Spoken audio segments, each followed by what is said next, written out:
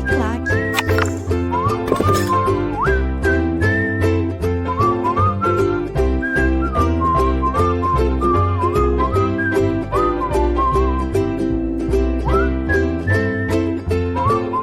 Olá pessoal, estamos começando mais uma aula de processo civil aqui na LAC Concursos e eu sou o professor Stanley Costa, seu professor de processo civil e direito civil. E na aula de hoje nós vamos falar sobre formação, suspensão e extinção do processo, à luz dos artigos 312 ao artigo 317 do novo Código de Processo Civil.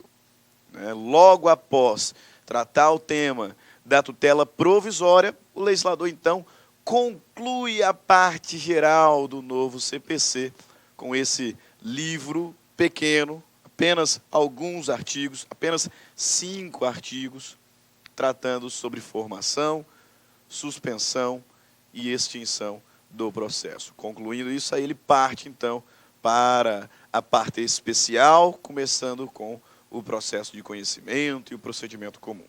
Okay? Então, fechamos aqui a parte geral do novo Código de Processo Civil com os estudos sobre formação, suspensão e extinção do processo.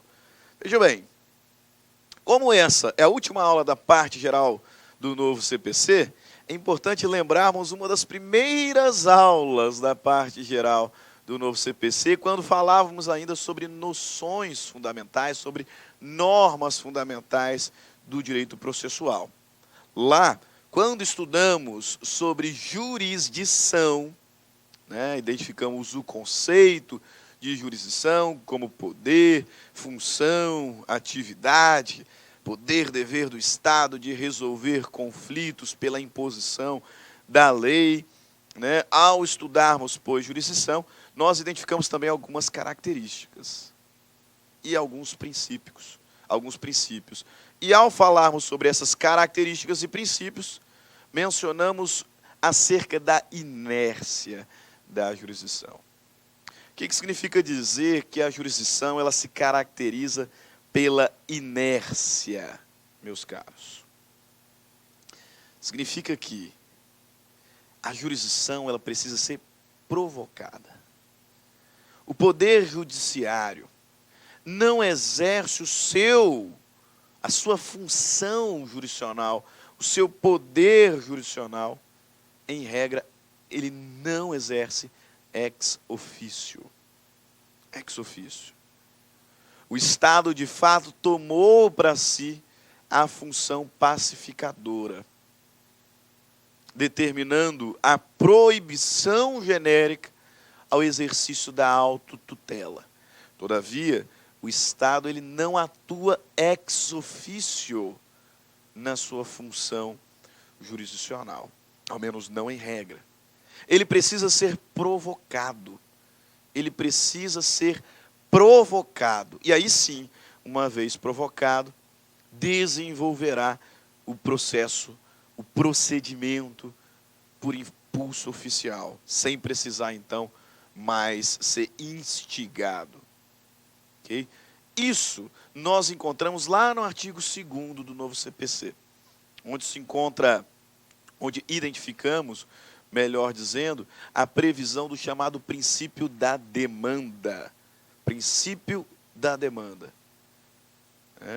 Que nós identificamos a partir da leitura aqui do texto legislativo. Observe, artigo 2º do novo CPC, o processo civil começa por iniciativa das partes. A jurisdição ela é inerte, a jurisdição precisa ser provocada. Significa que o processo começa por iniciativa da parte.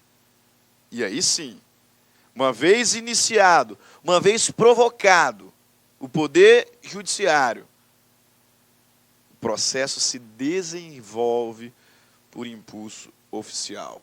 E se desenvolve por impulso oficial, salvo as exceções previstas na lei. Por que nós estamos fazendo referência às normas fundamentais do processo civil, agora, na última aula da parte geral do novo CPC? Porque nós falaremos sobre formação do processo. Em que momento o processo se forma?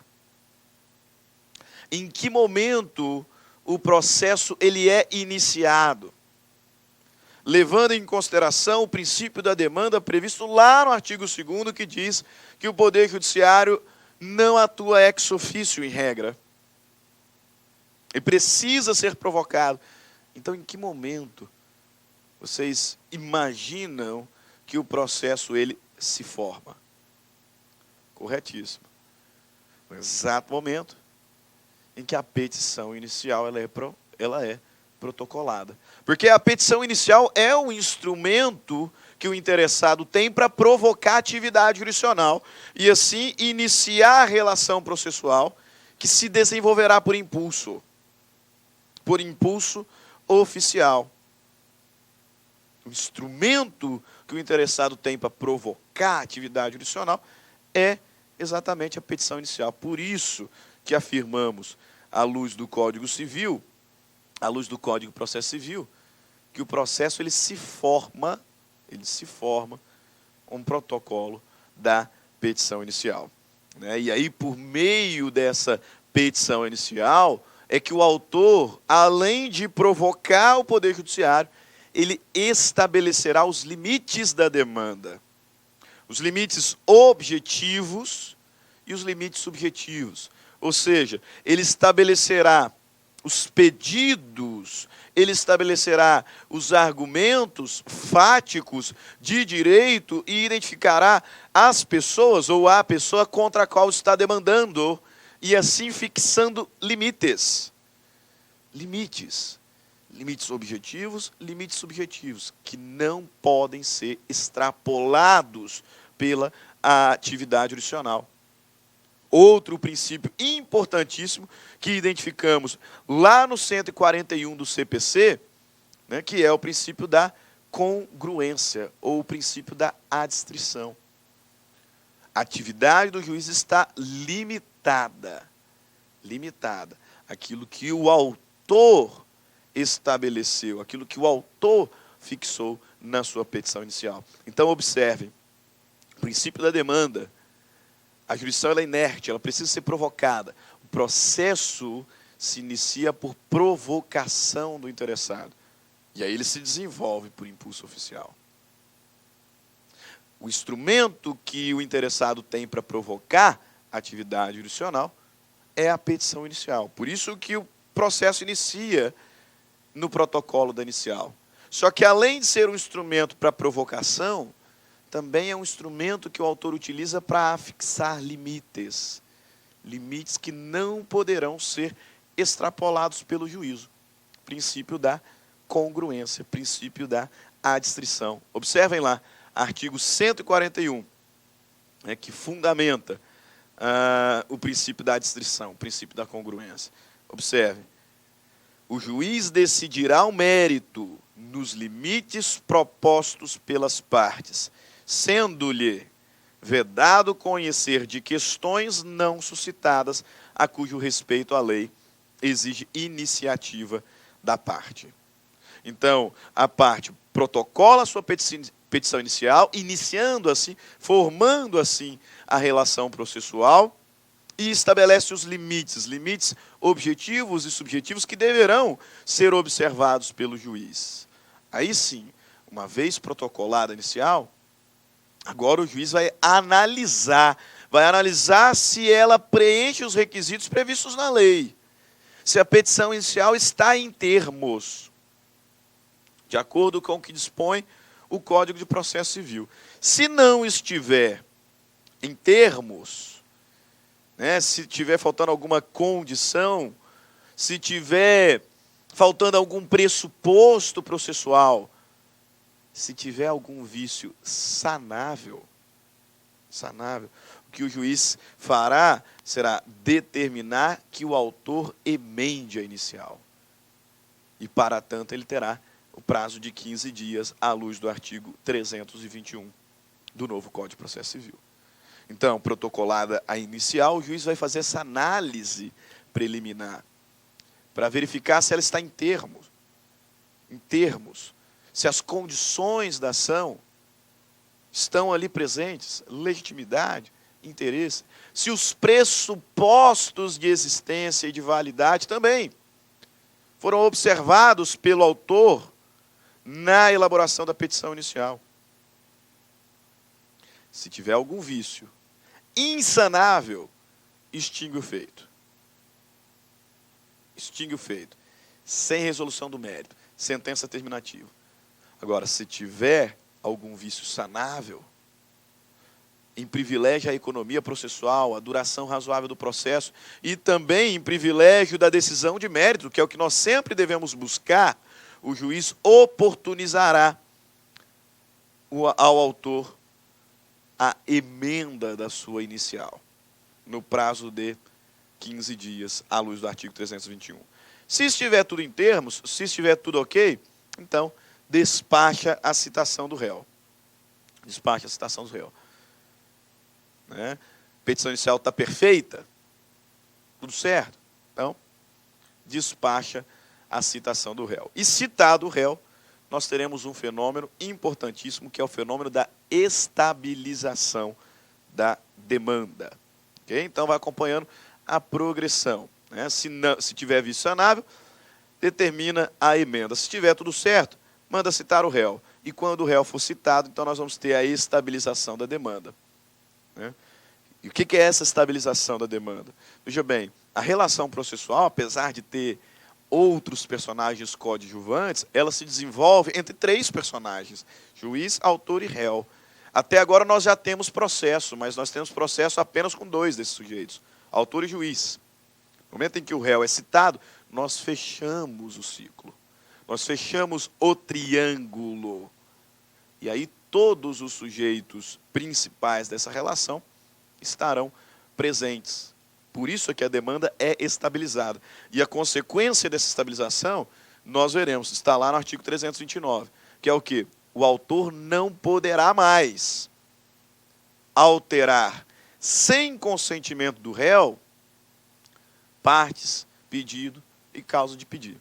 Porque até a citação do réu, como a demanda não estava estável ainda, não tinha fechado ainda essa relação triangular, o autor poderia unilateralmente alterar a causa de pedido, pedido. Agora, com a citação do réu, não mais. Não mais. Estabiliza-se a demanda e agora o saneamento só será possível alterar com o consentimento do réu. Ok?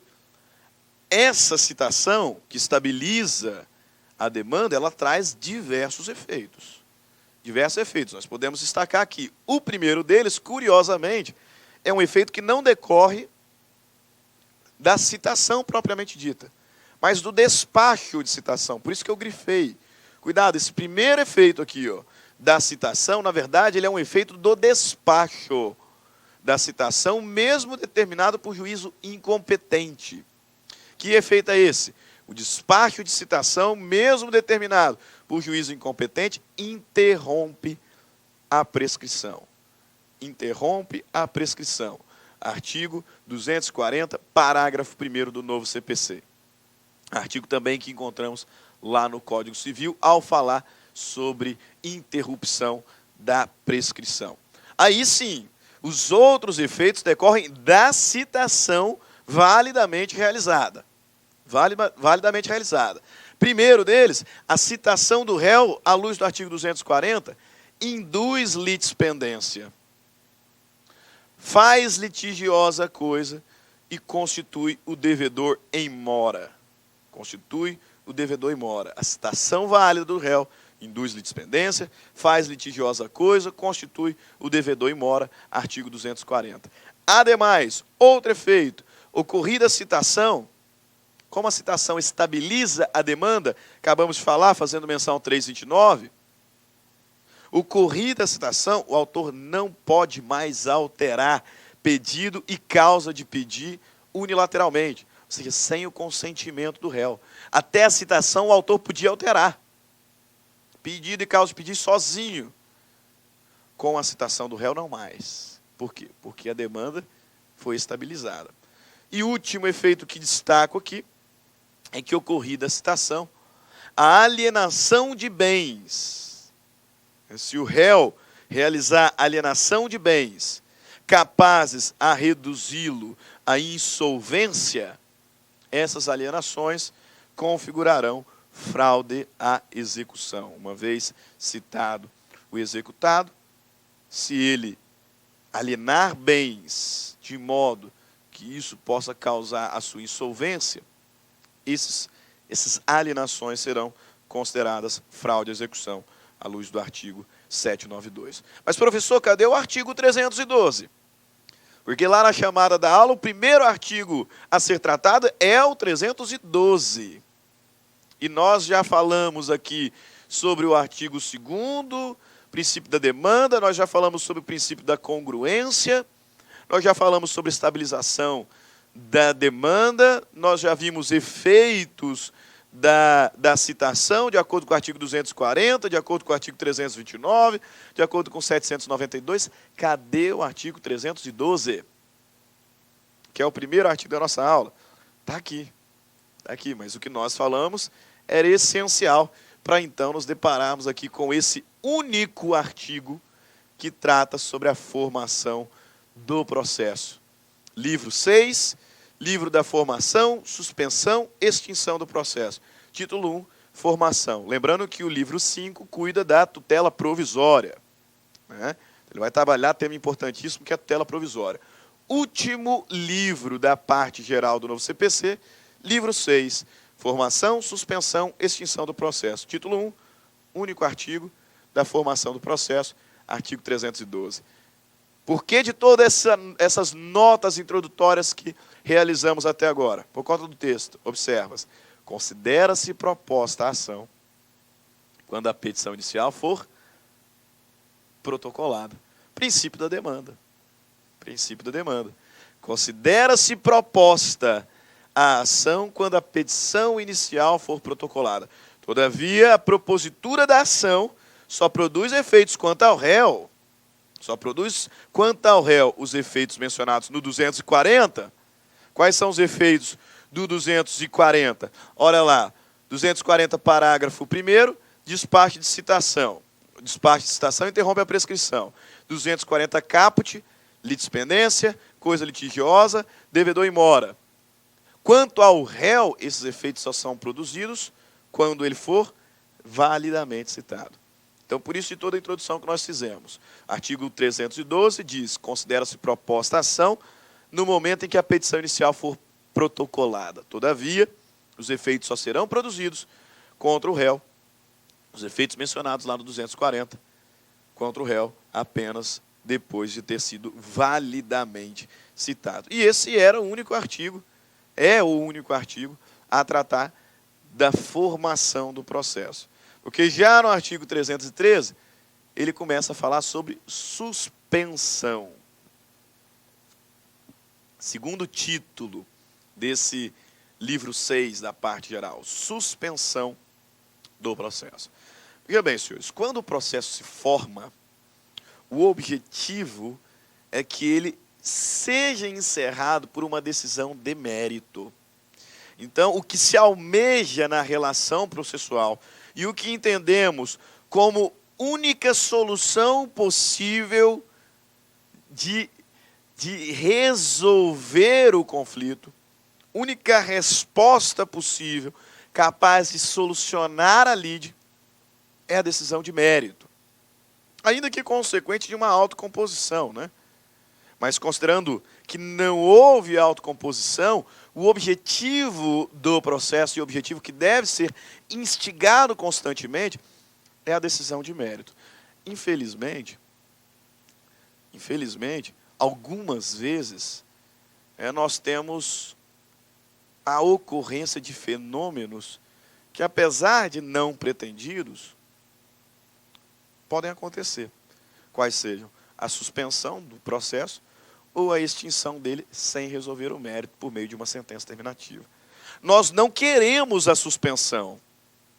Nós não queremos uma sentença terminativa, uma sentença que não resolva o mérito. O que nós queremos é uma sentença de mérito. Todavia, pode ser que aconteça.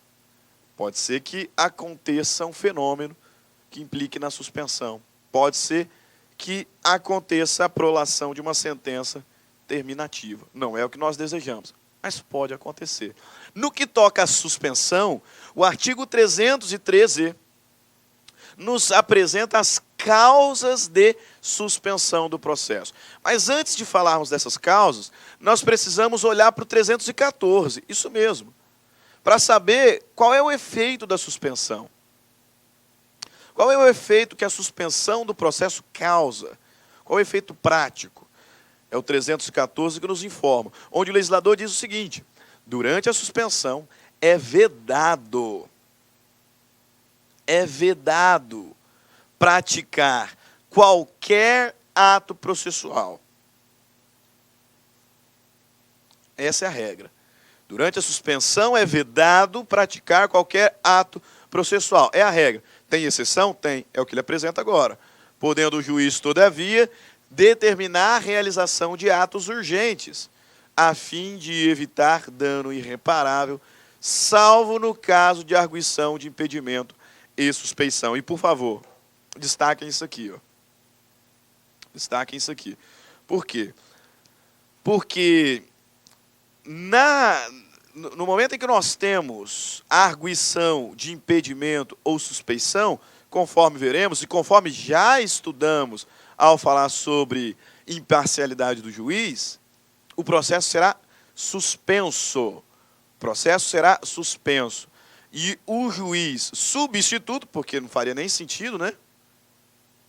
O juiz cuja imparcialidade está sendo questionada, deferir, não faria sentido. Um outro juiz é que ficará responsável por decidir sobre realização de atos urgentes. Então, observem que, cumulando o nosso conhecimento processual, artigo 314, durante a suspensão é vedado praticar qualquer ato processual. Essa é a regra geral. Excepcionalmente, pode o juiz da causa, determinar a realização de atos urgentes. Afinal, são urgentes. Salvo no caso de arguição de impedimento ou suspeição. Então quer dizer, professor, que no caso de arguição, de suspeição e impedimento, o processo será suspenso e causas urgentes não podem ser resolvidas? É lógico que as causas urgentes podem ser resolvidas. Afinal, são urgentes, mas não pelo juiz. Porque nesses dois casos aqui, impedimento e suspeição, o juiz que recebeu o processo está tendo a sua imparcialidade questionada. Ok? Mas atenção quanto a isso. Eu sugiro, inclusive, que vocês marquem aí. Salvo. No caso de arguição, impedimento e suspeição. O artigo 313, ele nos apresenta, portanto, as causas de suspensão do processo. Quando que o processo será suspenso? E aí ele nos apresenta 10 causas de suspensão do processo. Dessas 10 causas de suspensão do processo, inciso 1º, 2º, 3º, 6º, 9º e 10º suspendem qualquer tipo de processo. E os incisos 4º e 5º suspendem apenas processo de conhecimento. Tá? Então, fazendo aqui uma divisãozinha. Ok? Algumas causas são aplicadas a qualquer hipótese de processo, qualquer processo, seja processo de conhecimento ou processo de execução, mas 2 delas são aplicáveis apenas a processos de conhecimento. Processos de conhecimento. E nós temos causas exclusivas de suspensão do processo de execução. Nós não vamos tratar sobre elas, né? Porque falaremos em momento oportuno, mas lá no artigo 921 encontramos causas específicas de suspensão do processo de execução. Então, aqui apenas a título elucidativo e de organização. Algumas causas suspendem qualquer tipo de processo, conhecimento ou execução, outras são específicas do processo de conhecimento e outras, lá no 921, específicas do processo de execução. Então, vamos a elas. Primeira causa de suspensão do processo, à luz do artigo 313. Qual é? Morte. Morte de uma das partes ou perda da capacidade. Veja lá, inciso 1º do artigo 313. Suspende-se o processo pela morte ou pela perda da capacidade processual de qualquer das partes, de seu representante legal ou de seu procurador. Vamos falar aqui primeiro sobre a suspensão do processo por morte. De forma automática, no exato momento, né, em que uma das partes falecer, o processo será suspenso. Será suspenso, independente de requerimento. Ele será suspenso. E a grande questão aqui é que, tratando-se de direitos não personalíssimos, esse processo será suspenso e só retornará quando nós tivermos sucessão processual. Noutras oportunidades, noutras aulas passadas, nós estudamos sobre a sucessão processual. E aí vimos que sucessão processual é um fenômeno através do qual troca-se o sujeito do processo. Aquele sujeito que iniciou a relação processual, na condição de autor, na condição de réu, ele é substituído. Ele é substituído por outro. E nós temos duas espécies de sucessão. A sucessão obrigatória, que é aquela que decorre do falecimento de uma das partes, e a sucessão facultativa, que decorre da alienação do direito ou do objeto litigioso, por ato entre vivos. Facultativa por quê? Porque nessa segunda situação, a sucessão só será permitida, só acontecerá se a outra parte concordar. Se a outra parte assim concordar. No caso da sucessão por morte, ela é obrigatória, por quê? Porque independe de consentimento. Não sendo o caso de um direito personalíssimo, portanto, se uma das partes falece, o processo é suspenso. Ele é suspenso e seguirá apenas quando houver sucessão. Sucessão da parte pelo espólio ou por seus herdeiros, à luz do artigo 110. Eu só peço um cuidado dos senhores. Quando falamos sobre sucessão, eu já havia destacado e ratifico. Não confunda sucessão com substituição processual. São coisas distintas. Sucessão processual é o que está acontecendo aqui. Troca de sujeitos. Sai o autor que faleceu e entra o espólio ou seus herdeiros. Sai o réu que faleceu e entra o espólio ou seus herdeiros. Sucessão processual. Substituição processual, no novo CPC, é utilizado como termo sinônimo à legitimidade extraordinária. Legitimidade extraordinária que acontece quando alguém, em nome próprio, pleiteia interesse alheio. Então, quando o autor, ele não é o diretamente interessado na demanda. O autor está lá em nome próprio, defendendo o direito alheio. Legitimidade extraordinária, substituição processual. Substituição processual não se confunde com sucessão processual.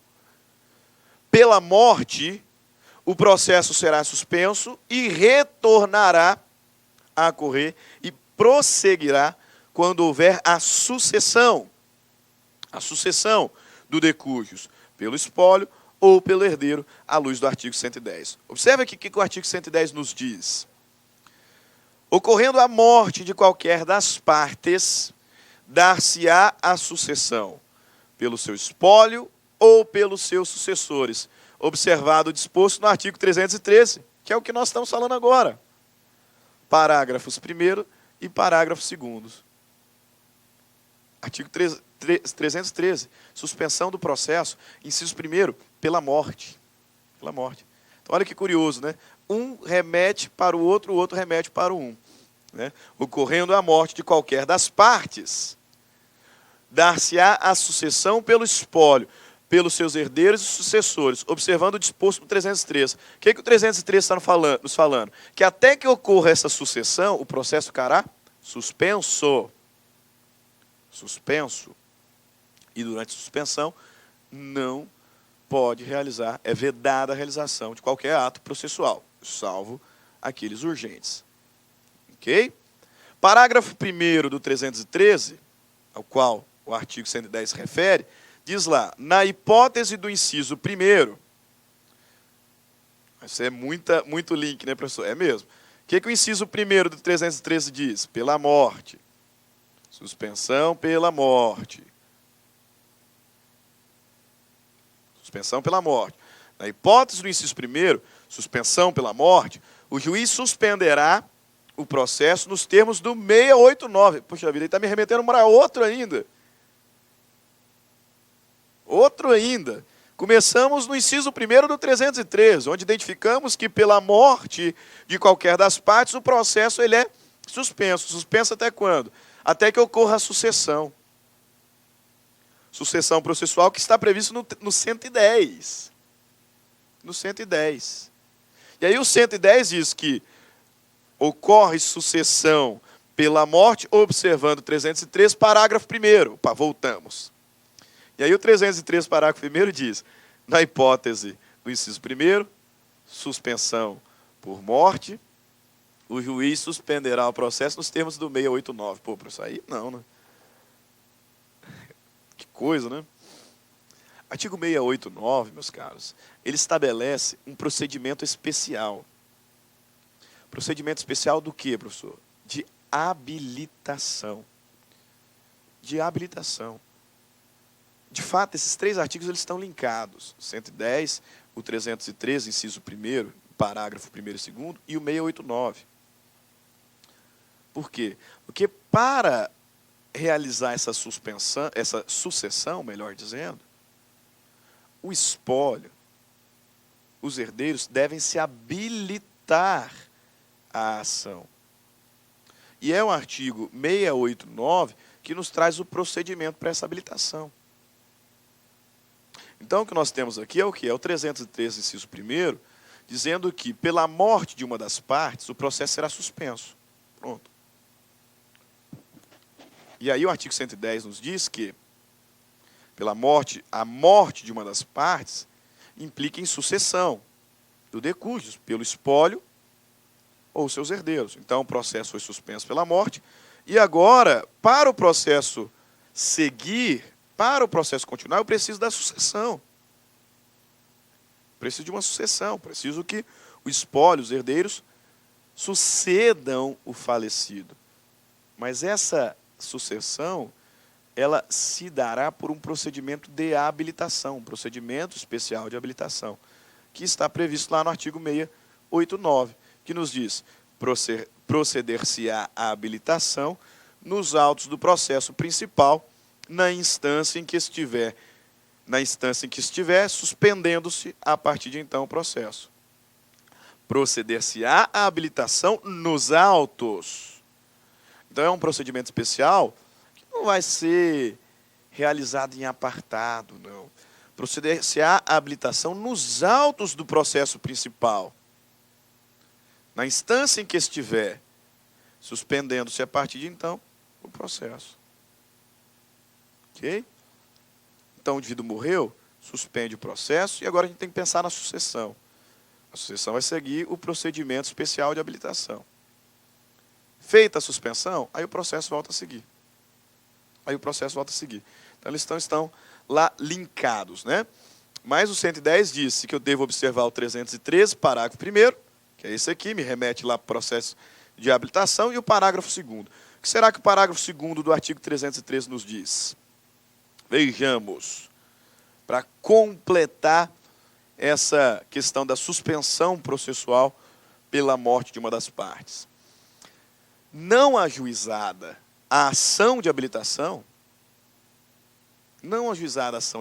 que será nos mesmos autos, ao tomar conhecimento da morte, o juiz determinará suspensão do processo e observará o seguinte, inciso 1º, falecido o réu, ordenará a intimação do autor para que promova a citação do respectivo espólio de quem for o sucessor ou, se for o caso, dos herdeiros, no prazo que designar, de no mínimo 2 e no máximo 6 meses.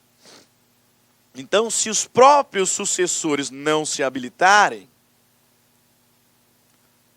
faleceu o réu, o autor será intimado para promover a citação do espólio, do sucessor ou até dos herdeiros, possibilitar a sucessão do espólio dos sucessores, dos herdeiros, num prazo de no mínimo 2, no máximo 6 meses. Agora, falecido o autor, eu não posso obrigar o réu a ir atrás, né, dos sucessores, né? Vai contra os interesses dele, né? Faz sentido eu determinar que o autor busque meios de realizar a convocação dos sucessores, porque o autor é que tem o interesse na demanda. Agora, falecido o autor, não posso obrigar o réu a isso, né? Então, o inciso segundo vai dizer, falecido o autor, e sendo transmissível o direito em litígio, determinará a intimação do seu espólio. O próprio juiz vai determinar a intimação do seu espólio, de quem for sucessor ou, se for o caso, dos herdeiros, pelos meios de divulgação que reputar mais adequados. Edital, se for o caso. Se não souber onde está, por exemplo. Para que manifestem interesse na sucessão processual e promovam a respectiva habilitação no prazo designado. Sob pena de quê? De extinção do processo. Sem resolução do mérito. Sem resolução do mérito. Então, intima o espólio, os sucessores ou herdeiros para que eles manifestem dentro do prazo determinado se tem interesse em suceder. Sob pena de extinção do processo. Extinção sem resolução do mérito. Ok? Beleza. Artigo 300, parágrafo 3º, melhor dizendo, né? Excluo aqui o artigo, parágrafo 2º, 313, parágrafo 3º, vai nos dizer lá, no momento de morte do procurador, porque aqui está uma curiosidade, né? Vamos dar um retorninho aqui no inciso 1º do 313. Ele diz, pela morte ou pela perda da capacidade processual da parte. Então, pela morte da parte, vai acontecer isso que nós vimos. O processo suspende e vamos providenciar a sucessão processual à luz do artigo 110, considerando o procedimento especial de habilitação. Se foi o réu que faleceu, o autor deve que providenciar os meios para intimar o espólio, o sucessor ou os herdeiros do réu falecido. Agora, se o autor faleceu, o próprio juiz deve determinar aí a intimação do espólio, do sucessor ou dos herdeiros sob pena de extinção do feito sem resolução do mérito. Beleza. Mas e se quem morreu foi o representante legal ou o procurador da parte, né? Então, se quem morreu foi o advogado, por exemplo. E aí, como é que fica? Parágrafo 3º do 313 é o que vai nos explicar a consequência da morte do procurador da parte. Ele diz lá, no caso de morte do procurador de qualquer das partes, ainda que iniciada a audiência de instrução e julgamento, o juiz determinará que a parte constitua novo mandatário no prazo de 15 dias, ao final do qual extinguirá o processo sem resolução do mérito, se o autor não nomear novo mandatário, ou ordenará o prosseguimento do processo à revelia do réu, se falecido o procurador deste. Então, se faleceu o procurador de uma das partes, o juiz vai conceder um prazo de 15 dias para que se constitua novo mandatário. Se quem morreu foi o procurador do autor, e ele não constitui novo mandatário nesse prazo, extingue o feito sem resolução do mérito. Se quem morreu foi o procurador do réu, e ele não constitui um novo mandatário nesse prazo, revelia. Revelia. Artigo 313, parágrafo 3º. Mas, inciso 1º do 313, que nos apresenta ali a primeira hipótese de suspensão do processo, ele não fala apenas de morte. Ele fala da possibilidade de perda da capacidade processual de qualquer das partes. E aí? A parte não morreu, só que ela perdeu a capacidade processual.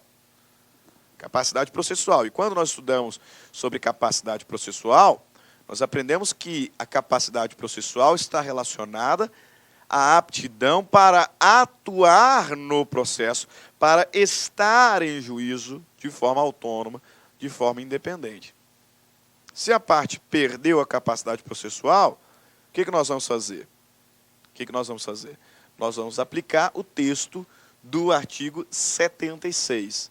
Se a parte perder a capacidade processual, nós vamos aplicar o texto do artigo 76, que regulamenta exatamente, inclusive nós já estudamos, as hipóteses de incapacidade processual.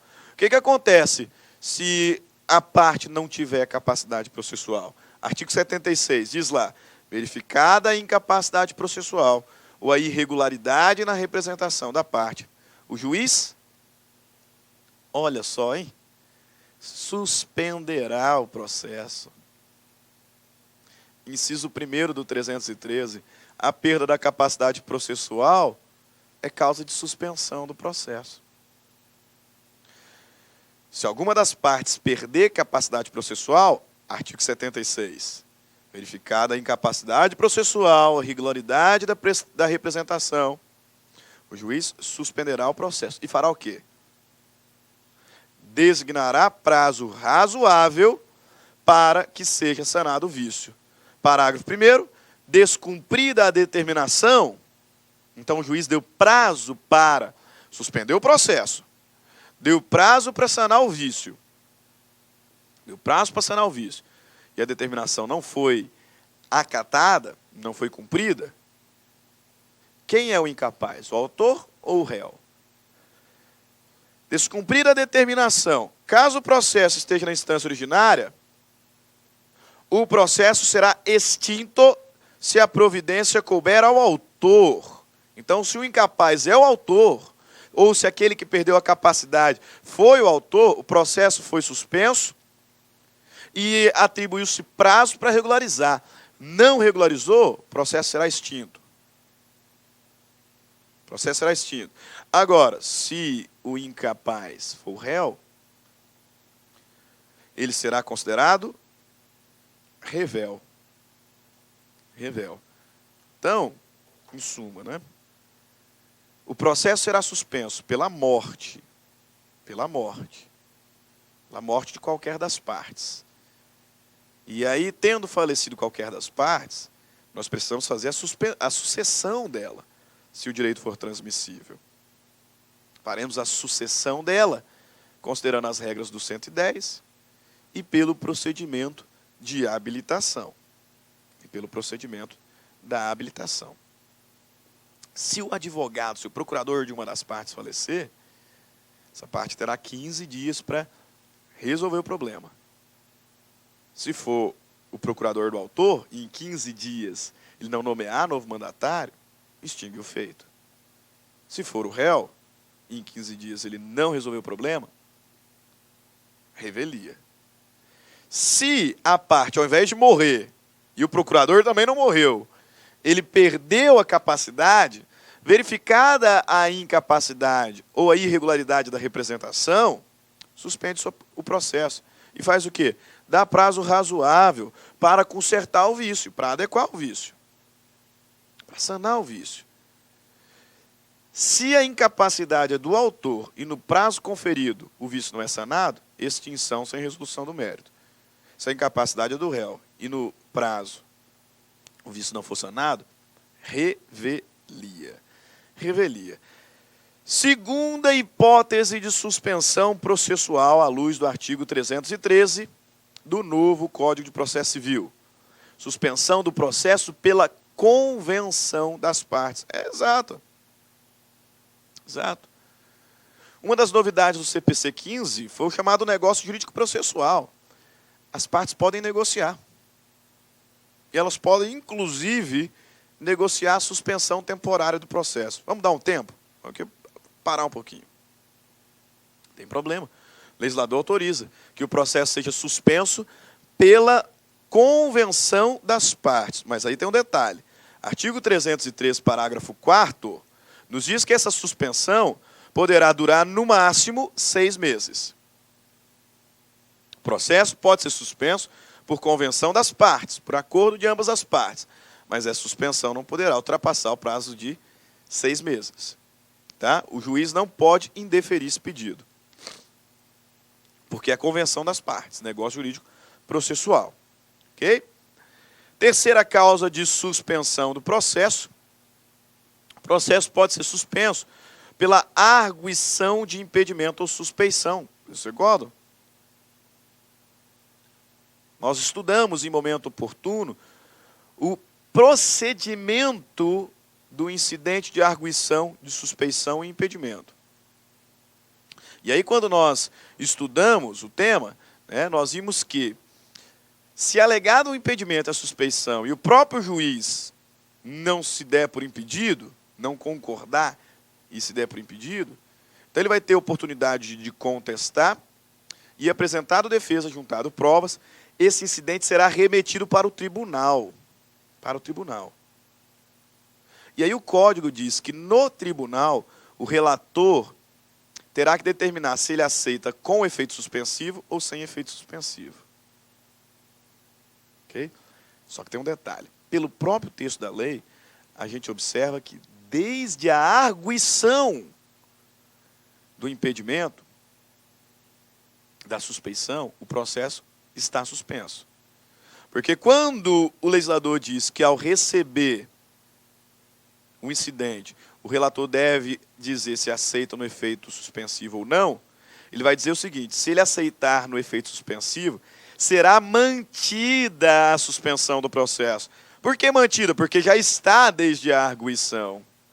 Já está suspenso desde a arguição. E se ele não aceitar no efeito suspensivo, então o processo retornará ao seu curso. Estava suspenso, volta a correr. Okay? Isso tudo você vai identificar lá no artigo 146. Então, arguição de impedimento ou suspeição e suspende, melhor dizendo, o processo. Suspende o processo. Quarta possibilidade de suspensão do processo é a suspensão do processo pela admissão do IRDR. IRDR, que é um tema que tem sido bastante discutido, tal qual todos os institutos relacionados à teoria dos precedentes. Nós vamos ter oportunidade de estudar só o IRDR em momento oportuno, mas por hora nos interessa apenas dizer que a admissão do incidente de resolução de demandas repetitivas suspende o processo. Suspende que processo, professor? Os processos que tratam do mesmo tema. Porque olha o nome, incidente de resolução de demandas repetitivas. De forma bem simples, porque nós vamos falar com profundidade em outra oportunidade, o IRDR, ele será instituído, ele será admitido nas situações em que nós tivermos várias demandas sobre o mesmo objeto, sobre objeto semelhante. E o julgamento separado delas pode ser conflitante. Isso gera uma insegurança jurídica, descredibiliza o poder judiciário. Então, se tem vários, o que a gente faz? Opa, suspende tudo e vamos julgar o IRDR. E inicia-se, desenvolve-se o incidente de resolução de demanda repetitiva. E aí, quando nós tivermos uma decisão aqui, essa decisão aplica-se nos processos. Mas até essa decisão de IRDR, os outros ficam suspensos. Então, o que nós teremos à luz do artigo 982, inciso 2º, é que, admitido o incidente, o relator suspenderá os processos pendentes, sejam individuais ou coletivos, que tramitarem no estado ou na região em que o incidente ocorre. A suspensão abrangerá os processos que versem sobre mesma questão jurídica. Então, suspensão do processo em razão do incidente de resolução de demandas repetitivas. E a quinta e sexta hipótese de suspensão do processo, e nós vamos terminar o primeiro bloco aqui, logo depois que tratarmos, E aí retornaremos falando das outras hipóteses de suspensão e sobre a extinção do processo, também resolvendo algumas questões. A quinta hipótese é uma questão de prejudicialidade. O processo ele será suspenso quando existir alguma questão prejudicial. Questão prejudicial que pode ser de fora desta relação processual ou de dentro. Nós temos questões prejudiciais externas e internas. O legislador vai dizer: o processo será suspenso quando a sua sentença de mérito depender do julgamento de outra causa, ou da declaração de existência ou de inexistência de relação jurídica que constitua objeto principal de outro processo pendente. Questão prejudicial externa. Por conta de algo que acontece fora dessa demanda, por conta de um processo que está pendente de um outro processo, esse aqui não pode ter a sentença de mérito proferida. Então o que eu vou fazer? Eu vou ficar aqui esperando? Não, suspende. Suspende, aguarda a solução dessa questão prejudicial, para depois nós temos aí a sentença de mérito. E a linha B vai falar sobre uma questão prejudicial interna. Será suspenso o processo quando a sentença de mérito tiver de ser proferida somente após a verificação de determinado fato ou produção de certa prova, requisitada a outro juízo. Então, é um problema, é uma questão prejudicial interna, mas que justifica a suspensão do processo. E a sexta possibilidade de suspensão, sexta hipótese de suspensão, motivo de força maior. Então, algo imprevisto, algo extraordinário aconteceu, por exemplo, uma catástrofe natural, e aí, por conta disso, o processo tem que ser suspenso. Suspensão por motivo de força maior. Ok? Estamos chegando aqui a 50 minutos desse primeiro bloco, e por isso, vamos para o nosso intervalo rapidinho, e já voltamos com o segundo bloco sobre formação, suspensão e extinção do processo, onde nós vamos cuidar das últimas hipóteses de suspensão, falaremos sobre a extinção e vamos resolver algumas questões de concurso para aplicar os nossos estudos, ok? Até daqui a pouco. Tchau, tchau. Clique like.